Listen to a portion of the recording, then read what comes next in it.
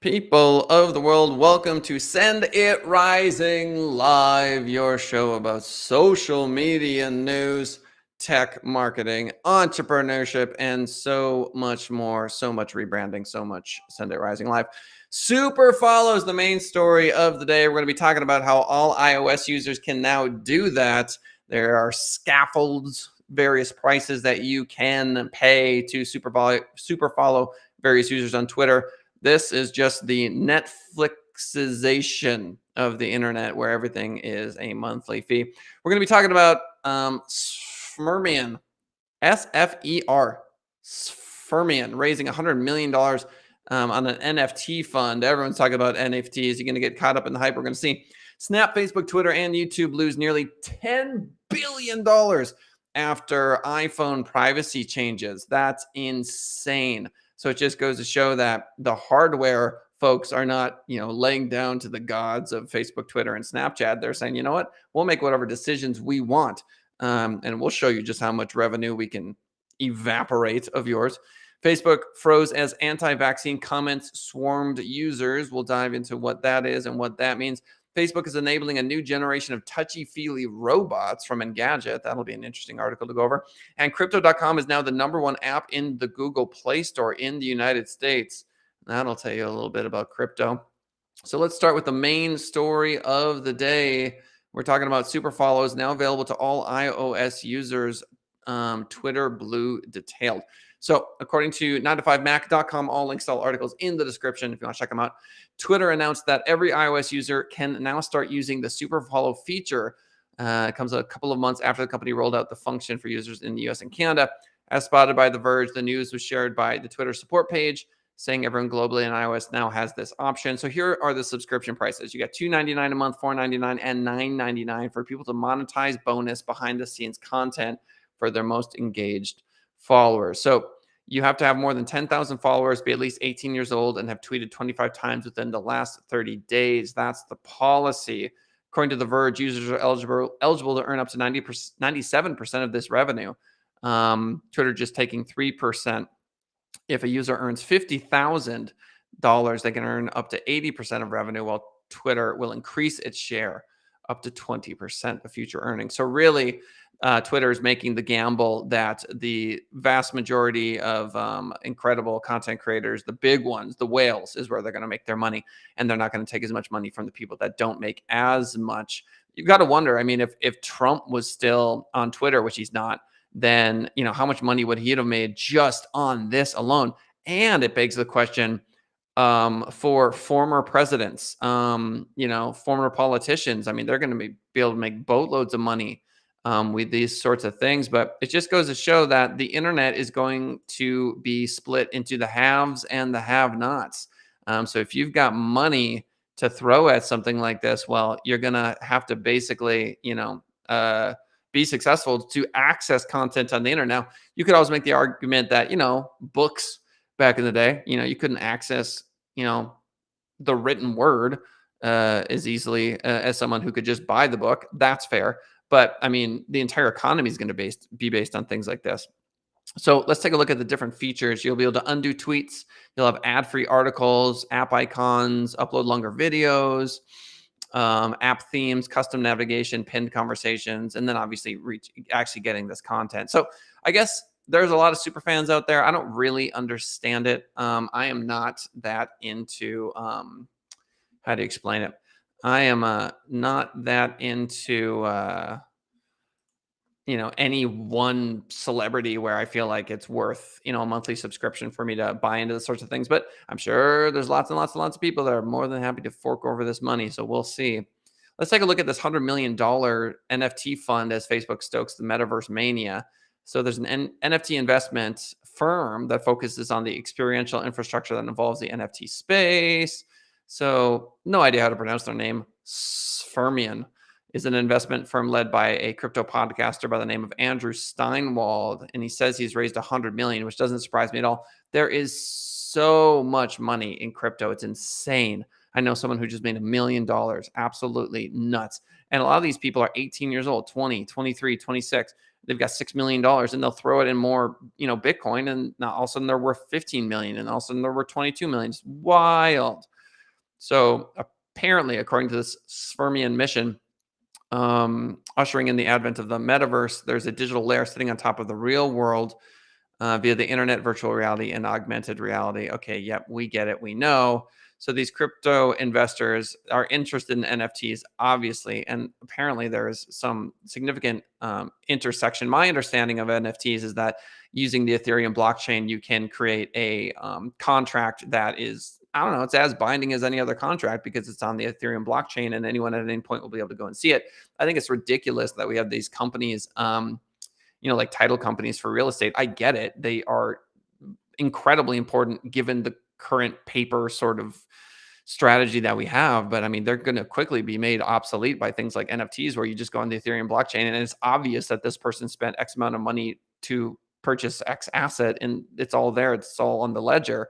It's also going to be very interesting for governments to try to jump in here and be like, well, you owe X amount of tax. And there's going to be no way for people to kind of, the only thing they'll be able to do is muddy the waters and obfuscate what it is they purchased, because the purchase itself will be publicly available for anyone to be able to see, is my understanding of it. We shall see. But anyway, if you're not in NFTs yet, just know that a lot of money is funneling into them. We talked about super follows, and now we have an article from FT.com. Snap, Facebook, Twitter, and YouTube lose nearly $10 billion after iPhone privacy changes. This is absolutely insane to me. Forcing apps to ask for permission to track users for advertising purposes led to a big hit for social media platforms. So basically, Apple made a decision that they estimate cost 9.85 billion of revenue to evaporate from the aforementioned Facebook, Twitter, and YouTube. Their advertising businesses are shaken by the rules. Apple introduced its app tracking transparency policy in April, which forced apps to ask for permission before they track the behavior of users to serve them personalized ads. So, I mean, you could look at it this way. Hooray, privacy. So there's a lot of people that would look at this and think that's amazing. You may see that your ads are much worse. You know what I mean? Like the ads that you're seeing and that are targeted towards you might just be completely irrelevant. I mean, I remember watching TV and thinking like, why am I seeing an ad for Depends? I saw a lot of ads for Depends. I'm kidding. The point is that if you're seeing something that's totally off the mark now, that's because of privacy policies like this. That being said, do you really want someone targeting ads that are specifically designed for you? If you don't have a lot of willpower, no, you do not, because you end up buying those things. So most users have opted out, according to the article, leaving advertisers in the dark about how to target them. Advertisers have responded by cutting back their spending on Snap, Facebook, Twitter, and YouTube, and have diverted their budgets elsewhere. Of course they have. Absolutely they have. I mean, that's if you're targeting the iPhone market. Now, obviously, if you're targeting like an Apple desktop, I would assume that these privacy policies have not been enacted, but we shall see. So Latame, an advertising technology company whose clients include the weather company and McClatchy, estimated the four tech platforms lost 12% of revenue in the third and fourth quarters. If you're a big stock person, this is worth noting. Facebook, Twitter, and YouTube, $10 billion loss, estimated loss based on this iPhone policy change. Facebook froze as anti-vaccine comments swarmed users. This from WKBN.com. Last spring, a false claim about vaccine safety threatened to undermine the world's response to COVID-19. According to the article, researchers at Facebook found they could reduce vaccine misinformation by tweaking how vaccine posts showed up. Yet, despite evidence that it worked, Facebook took a full month to implement the changes at a pivotal time in the global vaccine rollout. I'm not sure I care about this article. I'm moving right along. Facebook is enabling a new generation of touchy-feely robots. So the company's AI research lab, according to Engadget.com, has created an entire suite of tactile technologies. Without a sense of touch, Frankenstein's monster would never have realized that fire bad, and we would have an unstoppable reanimated killing machine on our hands. Okay, great. So Facebook apparently is looking at robotics research, and Zuckerberg is weighing in. He says, quote, "I can't find any good reason for us to work on robotics. So that was the start of our fair. Find any good? Yeah, that doesn't make sense. That we're not going to work on Okay. So then after a few, oh, here we go. So he wasn't into it. That's what they're saying. Then after a few years, Zuckerberg continues, it became clear that a lot of interesting progress in AI work is happening in the context of robotics, because this is the nexus of where people in AI research are trying to get to the full loop of perception, reasoning, planning, and action. So, okay, so we've got Facebook AI research, and that's where robotics is, as he mentions, a nexus point.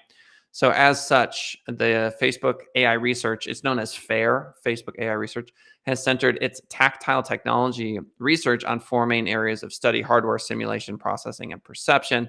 We've already seen FAIR's hardware efforts. The Digit, apparently, that's a low cost, compact, high resolution tactile sensor that Facebook first announced in 2020. Unlike conventional tactile sensors, it is vision based. That's insane. So, what we have here is robots that can grab eggs. Oh man, this is nuts. All right, so Facebook has infinite money, right? And so because they have infinite money, they are in the robotics game. And they've got these incredible feedback mechanisms that allow the hands to, just similar to a person, not squish the object, basically. And they're also using vision to understand the object itself, as opposed to other means like pressure. So it's in combination. So yeah, I mean, we live in that time, guys. I mean, you realize that, you know that. I don't have to tell you that we live in the time where AI is going to meet. Oh, hey, Lisa. Shout out to Lisa in chat. Thank you for saying interesting. Appreciate it. Yeah, we live in interesting times. So Facebook is working on touchy feely robots. Crypto is exploding. NFTs are now a thing. The blockchain is real, and the metaverse is being created. Remember that in the European Union, Facebook's going to hire 10,000 people there. I'll make my argument one more time that these global institutions are stronger than many governments. Moving right along, crypto.com, to make my point even further, is the number one app in the Google Play Store in the United States. The exchange's app was also the third most downloaded on the US Apple App Store last week, but has since fallen to 20th. Whoa. So, cryptocurrency exchange crypto.com now tops the chart as the most downloaded app for the US Google Play Store across all categories. Absolutely nuts. Oh, yeah. As I mentioned before, I know someone who just made a boatload of money on a crypto long shot and just killed it. Absolutely killed the game. As I mentioned before, the Ethereum blockchain is going to allow us to do things like purchase homes on the blockchain, purchase cars, that sort of thing. And there's going to be a whole layer of unnecessary bureaucracy. And so for the critics that say it uses a lot of electricity, you're not wrong. It uses an inordinate amount of electricity, yet here we are. Just like any new technology, it's pretty rough before it gets better. I'm starting to think that we're going to be able to develop a Earth AI that allows us to strategically plant specific trees and plants in certain areas using drones to drop seeds all over the world, and will also give us AI-based understanding of carbon emissions. And we're basically going to have this incredible thermostat for the planet that's AI based. So that's where the solution, I think, lies, is robots in similar ways. For them solving a chess game, they're better than any human. I think we're going to have them take a look at global greenhouse gas emissions and economies at scale, and the AI is going to spit out results that we're just going to follow. I think this idea of robot overlords will be preceded by the concept that we are going to ask them for the answer. I can't remember the name of the movie, but the robot spits out the answer to everything is 42. So basically, if we ask an incredible AI robot to give us the answer to, say, reduce the temperature by X, and it gives out an entire plan, it will look just like a chessboard. It'll say, well, if you move here, do this. If this, then that. If this, then that. And it's going to be much more dynamic than just give me the answer. It's going to be, okay, here's the scenario as it stands in this millisecond. And every moment that it changes, which is to say every time we move a chess piece on the chessboard, it will give us the next best move. And the most incredible thing about the intelligence of, say, chess AI is that they look stupid. The moves look crazy. And so that's going to be our relationship with this kind of technology. We're going to ask it to tell us things like, how do we get to full virtual environment? And it'll say, create this thing. And we'll be like, why do we take rock salt and add it to this processor? Why would we do that? And then we do it and we realize, oh, it's like the best possible thing, and it got us to this place. And And so following a greater intelligence, that's kind of like listening to your parents or listening to your grandparents. They're like, you really should study your multiplication tables. And you're like, why do I need to know what 7 times 7 is? And then you realize that's incredibly important for the rest of your life. So there's going to be an intelligence that is beyond the intelligence of any intelligence we've ever known. And we're going to start asking it pretty sublime questions, economic questions, global health questions, etc. And it will just go and show us how incredibly ignorant we are by comparison. So we live in incredible times. Will this robot become sentient, and will it do things that we consider to be morally evil? I don't know. I have no idea. But I am hopeful for our future. I am hopeful for humanity. We've made it thus far. The planet's made it this far. And it does seem as though this technology is an evolution of the planet. It's as if we're creating a brain. That's what it seems like to me, is the internet is the Earth's brain. Call me crazy, but that's what I think. Let's recap the articles for the day. Super Follow is now available to all iOS users. That's a big deal because they've been talking about it for a long time. It is a pathway for Twitter to hit revenue goals that they've been aiming for all these years.